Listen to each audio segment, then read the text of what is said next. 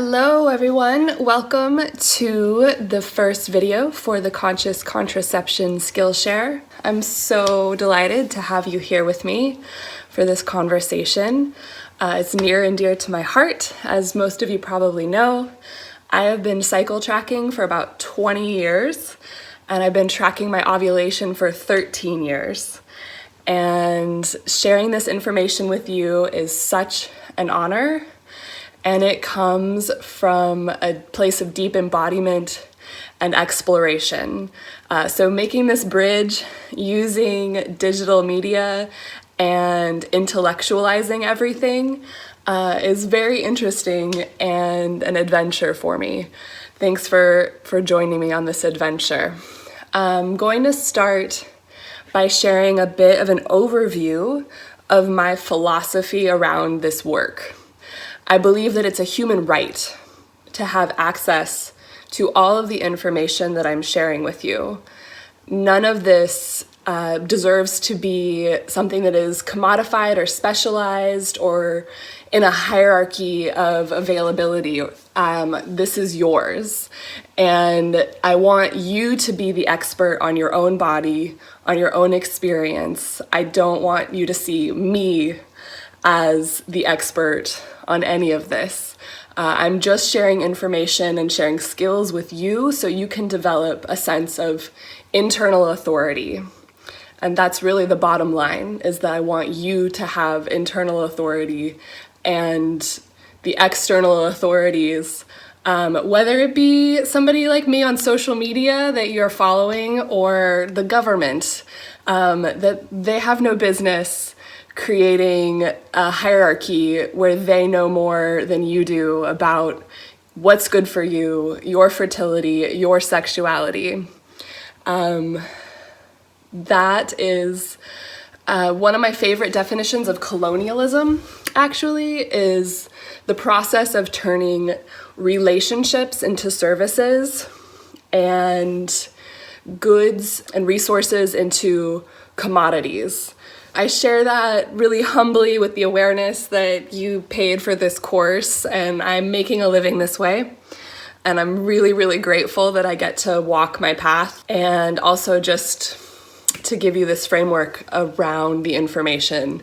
Walking through my philosophy, which you'll see in the handout that you have. The first point is that our bodies are sacred, capable, and beautiful. The mind, body, and spirit have a connection that cannot be understated.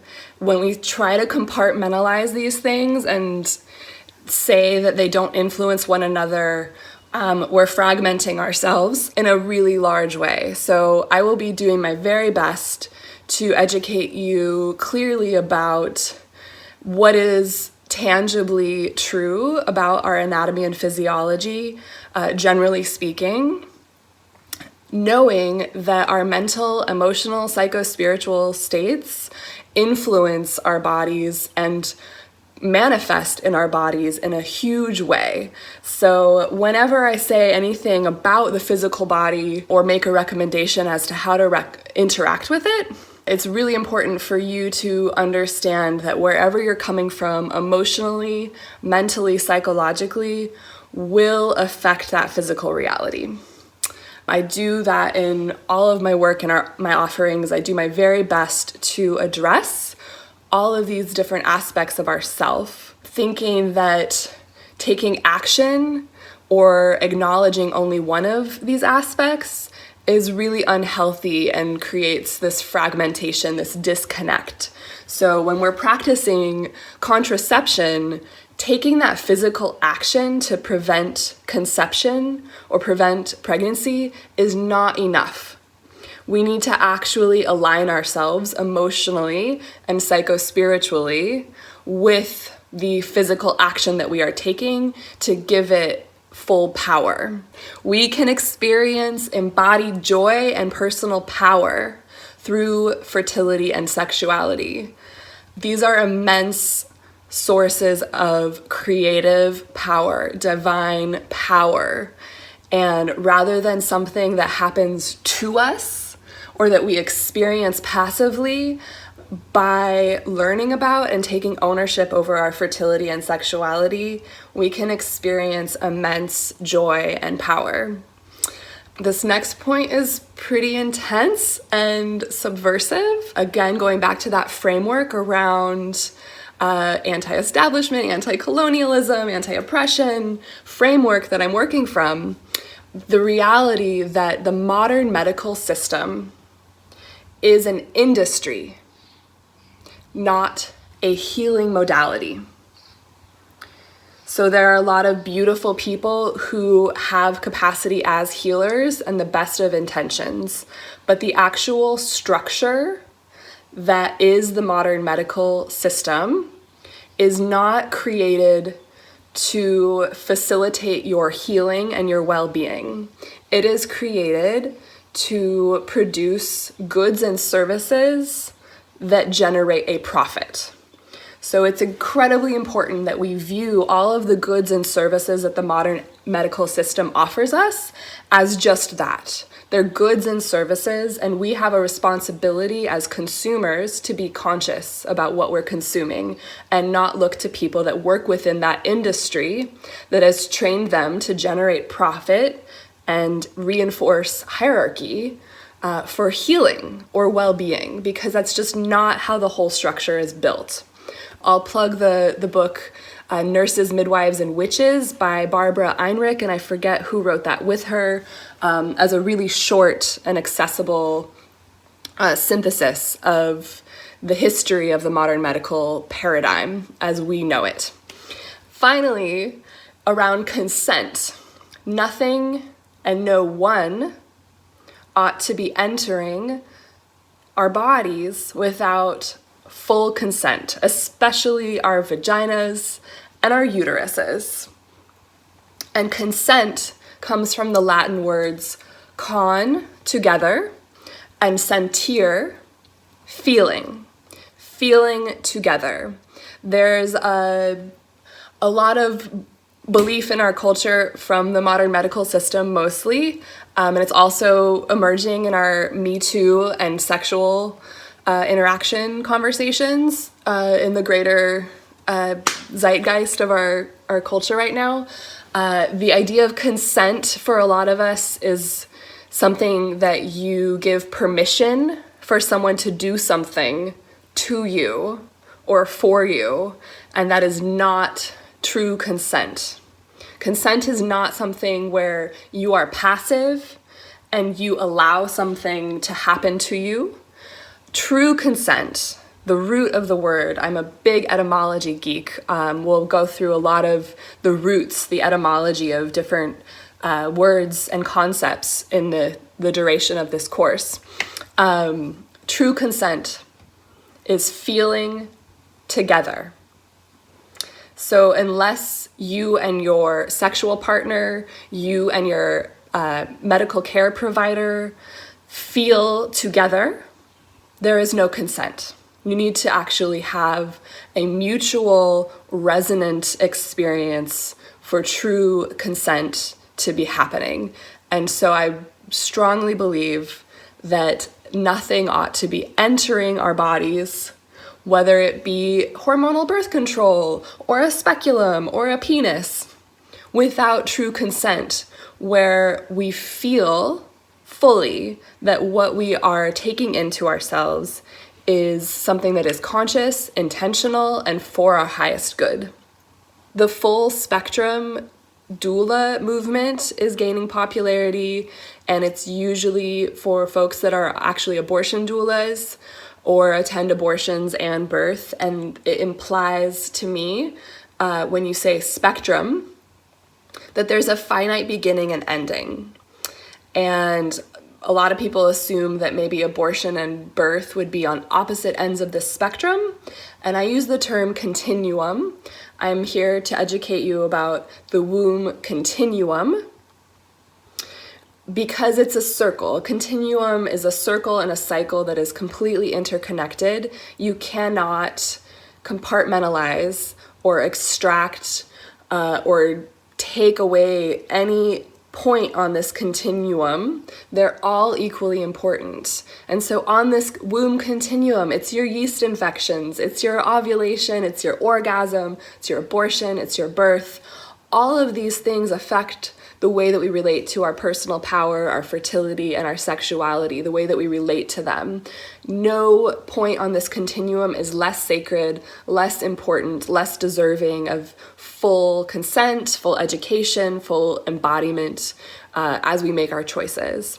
So continuum, womb continuum is what I'm here for, and womb sovereignty. And sovereignty is also kind of a buzzword. I've been using it for about 10 years in my work, and it's been kind of neat to see it like popping up all over on the internet lately. But this word sovereignty, it has the word reign in it, R-E-I-G-N, which is like the thing that royal people do in their domains, right? The queens and the kings, they reign. And so sovereignty has this meaning of understanding your power and being able to govern, to be self-governing, and to have complete personal freedom and personal power in your governance. So womb sovereignty and womb continuum are the terms and the ideas that I come to you as an ambassador and a guide for. The first whole section of your reading material is just basic anatomy and physiology of our internal and external organs. And a lot of you probably already know a lot of that, and it's just review. I hope that you do take the time to read through it, because I bet you there is going to be some new information in there as well. But if you do not know the geography, you cannot rule with sovereignty. So I want to make sure that you understand the physical reality of this part of your body before we get into all the workings of it and talk about the energetics. Because again, you can't reinforce the borders of your domain. You cannot govern your queendom if you don't understand the geography of the land that you are supposed to be enforcing the borders of and asserting your power over. I want to also say that I'm using as much as possible inclusive language in my work, and that anatomy does not define gender. So that was a lot. That's just my introduction into philosophy and framework. I'm going to move through the reading and give you a bit of commentary and insight that is not possible in the dimension of the black and white screen, starting with that geography, the basic anatomy and physiology. I'm doing my best, as you can already tell with my discussion of etymology. Language is so important. It shapes our culture in a huge way. I'm transitioning in my work as much as possible to using descriptive terms instead of eponyms. An eponym is when we call something by the name of the person who supposedly discovered or invented it. And gynecological terminology in clinical and medical settings is just rampant with this shit. And they're all old, dead, white dudes.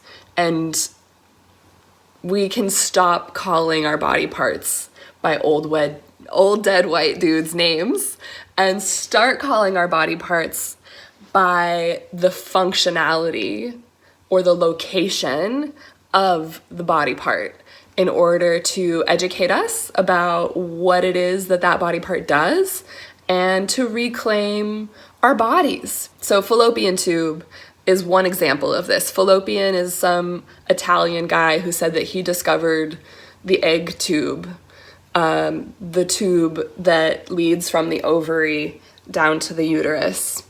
An extremely interesting thing that you might want to know about the egg tube that is not common knowledge is that it is not connected to the ovary. The fimbria, which just means fingers, on the end of the egg tube, they rest around and near the ovary, but they're not connected at all. And the fimbria are actually flaccid. They're limp, like a limp dick, when we're not fertile. And then as our fertility hormones start to be generated, and we'll talk more about that soon, they become engorged and they move around kind of like sea anemone, and they create little waves in the pelvic cavity. So that's one interesting thing about anatomy that you might not be aware of. A lot of visual depictions of the uterus and the ovaries and the egg tubes make it look like that's all connected, like they're all one unit. But the egg tubes are connected to the uterus. They are not connected to the ovary. The other really important thing to me that I want to make sure is very clear to you is that a vulva is not a vagina. A vulva is not a vagina. The vulva is what you can see when you look externally.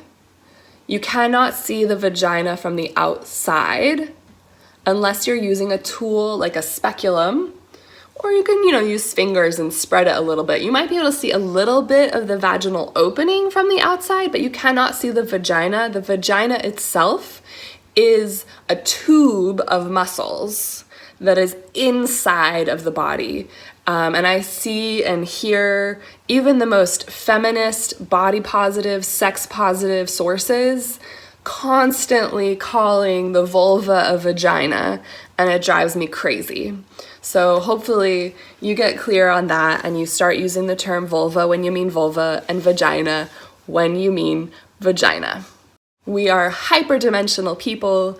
We are not just our body parts. We are not just the nerves and the muscles that move the body parts. There is energy that animates all life.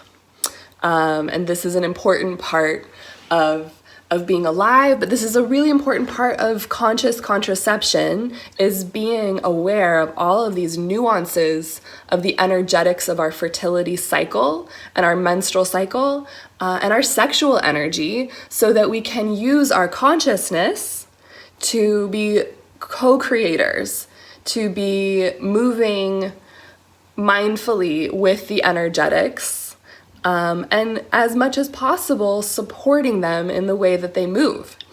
So before we get into the details of the 4 weeks of the menstrual cycle, the 4 different phases, the most important overarching concept that I want you to have is the importance of dynamic balance between polarities. Dynamic balance between polarities. That is the menstrual cycle. It is the 4 seasons of the earth. It is the moon cycle. It is night and day. It is our inhale and our exhale. It is yin and yang. All life is created by the tension and the transformation that is inherent to the way that polarity and dynamic balance move.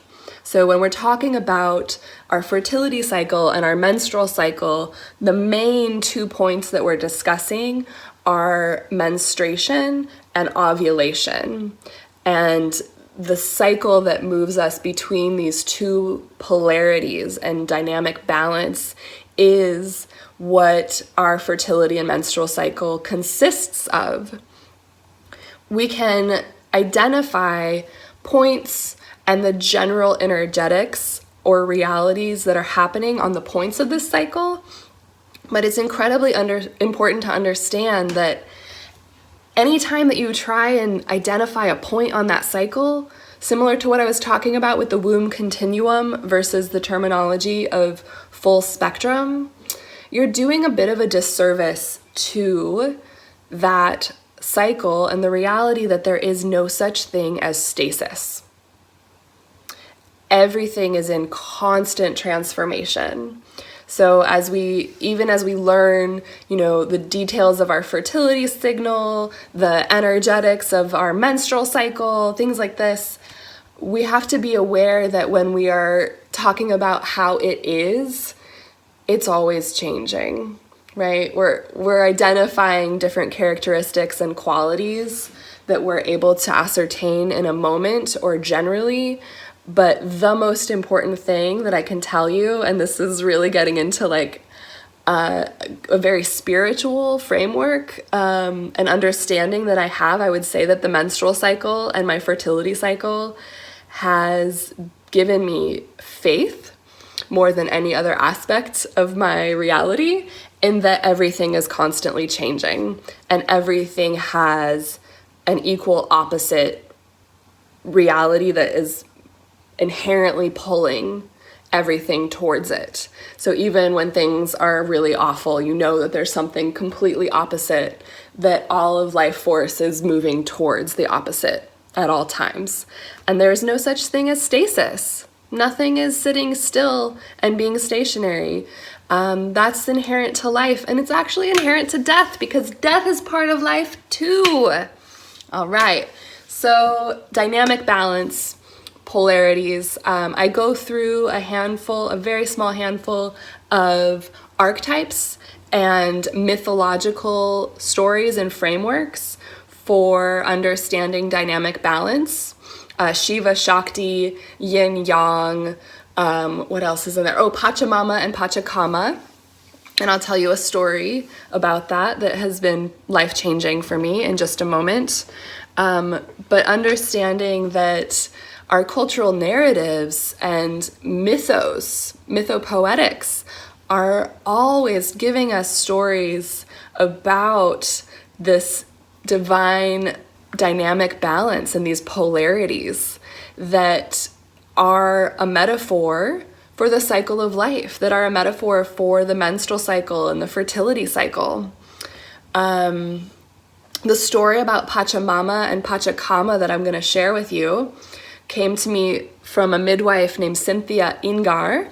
Her organization in Peru is called the Kila Warmi Center. And I took a class from her. She's a cultural anthropologist also, as well as a midwife. And she had been studying in the Andes in Peru.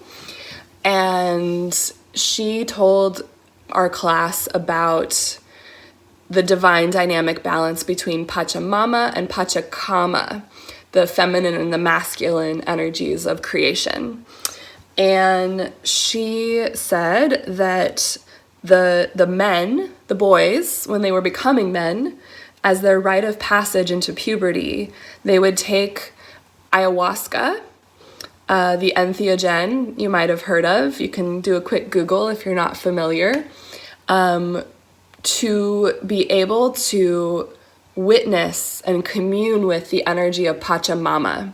So she described Pachacama in our reality as everything physical, linear, tangible, everything that we can actually perceive with our intellect and our mind and our physical body being what Pachacama is, the divine masculine energy. And Pachamama being the energy that animates all existence. And that energy is so powerful and so expansive that even when we say the term Pachamama, we're doing her a disservice, because our language and our intellect cannot fully understand or give her the honor and respect that she's due. It's actually a felt experience of Pachamama. So the boys, when they were coming into puberty, they would have a rite of passage taking this ayahuasca medicine to be able to commune with Pachamama and try and hold their ground and understand their role as the embodiment of Pachacama, the space holder, the protectors for Pachamama. And the girls, what did they do when they came of age? What do you think? They menstruate. And they menstruate in ceremony. And that's a tradition that is held by many, many cultures throughout history across the globe. We'll talk a little bit more about menstrual rituals in the future of this course and what I'm going to offer you. But for now, I really want you to sit with and ponder this reality that our menstrual cycles, our bleeding times, offer us potency that is equal to taking the drug of ayahuasca if we treat it as something sacred and if we do it within ceremony and with reverence. And that our wombs are spirit doors, they are portals. And sitting with that and being conscious co-creators with that divine immense power is what conscious contraception is about. And to practice conscious contraception, I believe that it is absolutely vital that you also practice conscious, intentional practices around your menstrual cycle and your actual active bleeding time. It's the balance. We need to be conscious and intentional with our fertility and our ovulation, and we also need to be conscious and intentional with our bleeding. It's a continuum, it's not a spectrum. My number one book recommendation to explore the psycho-spiritual aspects of the cycle, both menstruation and ovulation, is the book Wild Power from the Red School. It is phenomenal. It very much articulates in a very mature and intelligent, grounded way what I had experienced and known through many different sources. And when I read it, it's just so clear. It's so practical, tangible, objective, and I highly recommend it. It discusses our fertility and menstrual cycle as an evolutionary tool for our spiritual selves, and that the time from when we start bleeding to when we ovulate, they call that the positive via, and that is all about defining and manifesting and embracing what our ego and our purpose is in the external world, the manifest world, the Pachacama world, right? It's our yang energy rising. It's what our culture honors and desires from us in general, because it's very productive and outward and extroverted.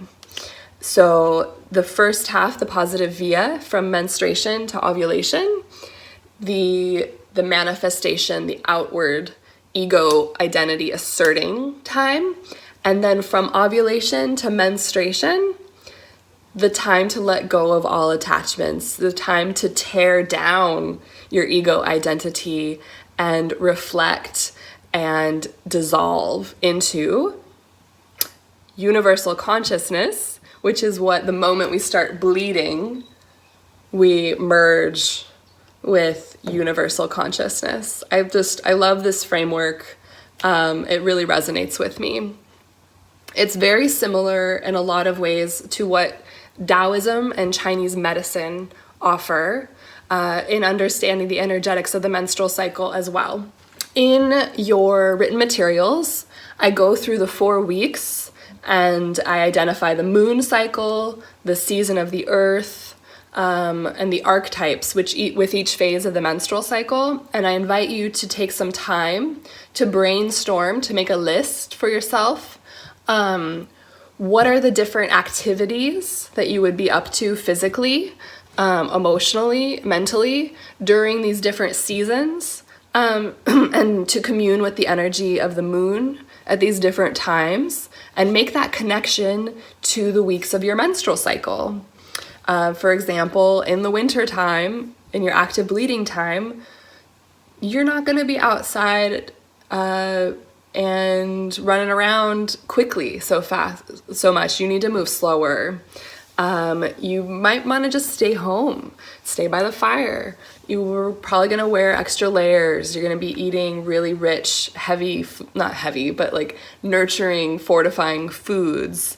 It's a very different energy than in the springtime when you're going to go outside and play. You're going to be wearing less clothing and dancing around a maypole and things like that. I really, truly believe and experience that our menstrual and fertility cycles are a microcosm of the macrocosm of all creation, and that all of our cultural myths and divine masculine and feminine energies and every single cycle is like a fractal of itself. A little plug for the book Emergent Strategy by Adrienne Maree Brown, if you want to explore fractals a little bit more, both in nature and in social activism and political activist movements. But just going back to this reality that our cycles have the ability to teach us so much about the nature of existence, and that the frameworks of looking at mythopoetics and archetypes, or just moon gazing, or understanding the way that the energy moves throughout the seasons, are all ways that we can relate to our fertility and our menstrual cycle as well. As above, so below; as within, so without. It's one of my favorite learning tools for understanding the nature of reality. So going into physical reality now, out of the energetics for a minute, let's take a little transition. I'm going to share with you a quote from one of my favorite authors, Wendell Berry.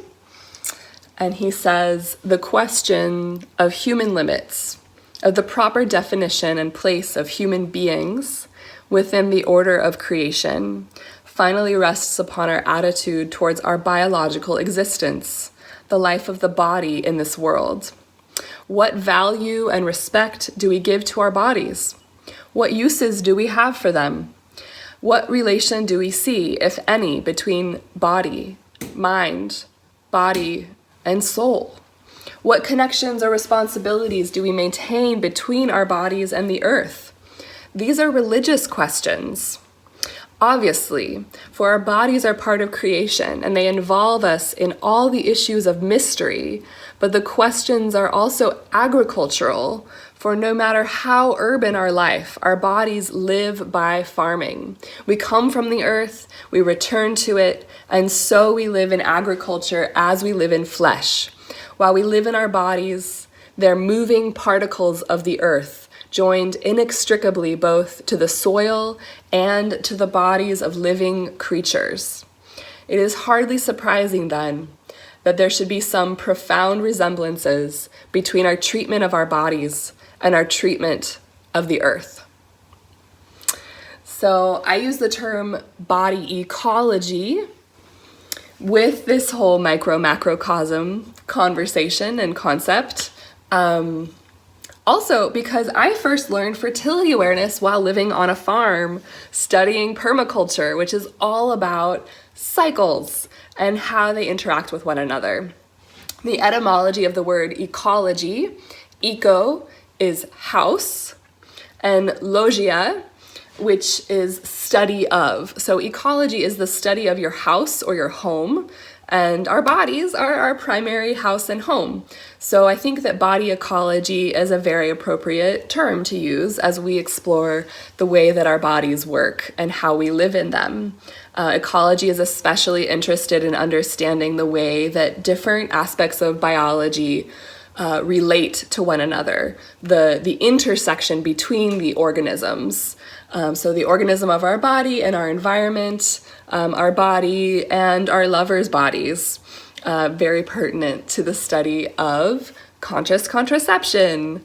And so this comes to that conversation again of stasis versus constant transformation, and the reality that if we want to be conscious co-creators with our bodies and the earth and cycles, we have to respect the constant transformation that is happening in a way that that reinforces the cycle, that respects the cycle as something that is valuable and important. So we are not trying to control and create stasis. That is what hormonal birth control and most medical conventional methods of contraception do, is they try and control the situation to create stasis so that we're the same every day. And that is completely unnatural and it's completely unhealthy. It's completely counter to all human life. The connection and the parallels between industrialized agriculture and the medicalization of our fertility and our birth as part of our fertility, and birth, the medicalization of our birth and the commodification of giving birth came way before birth control and hormonal birth control, but it's a very important part of this conversation. The parallels of the industrial agricultural revolution and when our bodies started becoming medicalized are very parallel. And there's no mystery. There's no like, how did we get here? Like, there's a paper trail. There are wealthy white dudes who wanted to make more money and have more power. And this illusion that we needed to ask for permission and that we needed to consume goods and services from an industry in order to have sovereignty has very obvious roots, politically and financially. There's obviously thousands of years of patriarchy that also need to be taken into account, but the end of the 1800s is when things got a lot more intense, and we can witness the paper trail and the finances behind it. So permaculture is a really wonderful framework. I know a lot of really beautiful people and farms and political and social movements that are intertwined with the permaculture movement in our culture today. I've lived on permaculture farms.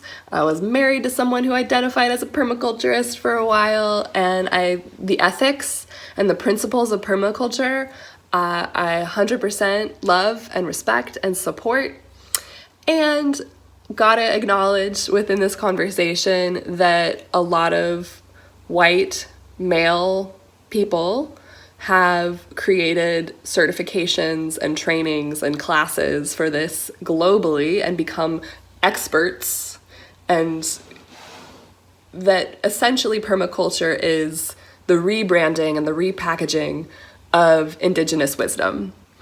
Indigenous folks have known how to live in synergy with the cycles of the earth forever. The word permaculture comes from permanent and agriculture, and the idea that we can create systems and cycles where the fertility of the earth is going to be creating abundance permanently, because we're respecting nature as our teachers, we're respecting the cycle rather than trying to dominate, like monocropping with pesticides, which is very easy to equate when you understand the menstrual cycle to taking hormonal birth control pills. That's like monocropping our endocrine systems and our cycles and our bodies. It's when you're only trying to do one thing all day, every day. It's very depleting to the soil in the same way that hormonal birth control is very depleting to our minerals in our blood and various other aspects of our health and the overall ecology. So permaculture is just very accessible, and it's English, and it helps for a lot of our Western brains to understand how to respect and learn from the integrity of natural cycles. And when we approach a natural cycle, such as our menstrual cycle or our ovulation cycle, that we come to it humbly and we're like, what do you have to teach us? And I'm not going to try and control you. I definitely want my life and my needs to be met in the situation, but I'm going to only assert my will in a way that supports the movements of nature, and we can coexist and co-create with these cycles without trying to dominate or control them, I feel like is really at the heart of these conversations. So I list the 12 principles of permaculture in your handout, and I suggest going through each one of them and looking at the way that you relate to your menstrual cycle, your active bleeding time, the products that you're using, what you do with your blood, as well as your ovulation cycle and your contraception practice. And go through the 12 principles of permaculture and see if you can imagine applying those principles to your cycle. Finally, endocrine ecology, understanding that the biochemistry, the biochemical, hormonal reality is what I'm talking about when I say biochemistry. I'm talking about hormones. And hormones come from the Greek word Hermes, the messenger. Hormones are all the messengers that run around our body telling different organs and different things what to do. And they come from endocrine glands primarily. And you've got a chart in your handout that identifies the endocrine glands. There are endocrine cells and tissues in other parts of our body. The heart is got a lot of endocrine information in there. There are many others. I identify which are the glands that are very important for our cycles and our sex. Our ovaries are endocrine glands only when we ovulate. And it's an incredibly valuable part of this orchestra of complexity that tells all of our body how to do. So we want to support the function of our ovaries as we support the whole function of our endocrine system and our body ecology. So please read through the different endocrine glands and the hormones that they release. The ovaries become endocrine glands after ovulation. The egg, the ovum, when it bursts out of its little follicle, they're each a little follicle, just like our hair is in follicles. The empty follicle secretes the hormone progesterone, which is very important to our overall health. We do not produce the hormone of progesterone any other way than ovulating, and it's vital to our health. The progestins that are in synthetic hormonal contraception methods are not progesterone. They are different, and they do not have all of the same good effects. And that's another big cultural myth is like, oh, well, I'm taking the synthetic hormone progestin, it's fine. No, you need progesterone. You need it for your skin, for your mood, for your digestion, for many different aspects of your health. So healthy ovulation equals healthy endocrine function. And so there's just a little introduction in your handout to endocrine glands, hormones, and function. My favorite book about the endocrine aspect of our hormonal cycle is the book Woman Code by Alisa Vitti. It's very accessible and simple, relatable information about how our endocrine system works and what different aspects of our cycle say about our endocrine function. Laura Brydon's book, The Period Repair Manual, and Lisa Jack's book, The Fifth Vital Sign, also have really great information. I think I haven't read them all. Those are people that I follow on social media, and I think it's a lot more in-depth information. And Woman Code's been around for several years, and it's my favorite that I've actually read and love. I really highly recommend it. So the two big books that I'm recommending for this first section, if you want to read more books, which I hope you do, because I can't synthesize and give everything to you in this structure, is Wild Power for the energetic and psychospiritual aspects of the cycle, and Woman Code for the biochemical and physical aspects of the cycle.